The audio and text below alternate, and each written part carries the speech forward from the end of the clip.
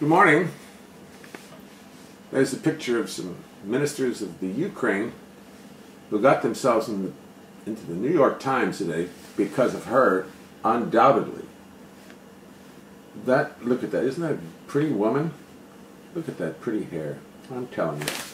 And all it takes to get into the Times is you've got to hang around with the right people. That woman is Prime Minister Yulia Tymoshenko of the Ukraine. Yulia Tymoshenko. She and her buddies in the paper, and they're not even the center of the story.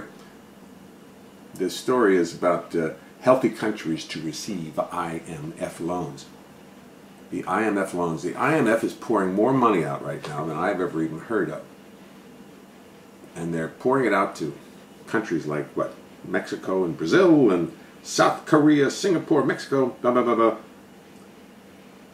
In order to have money to function. Now, I admit, I don't exactly understand why they need dollars, but I'm sure they do. I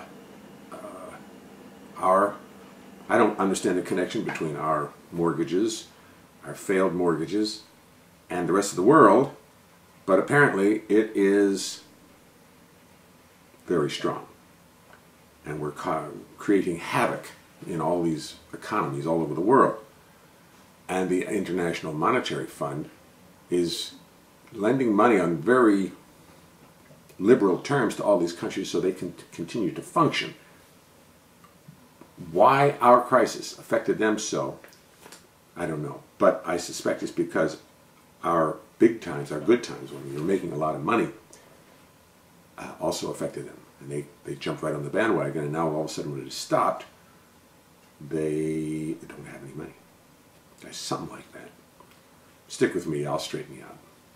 Just stick with me.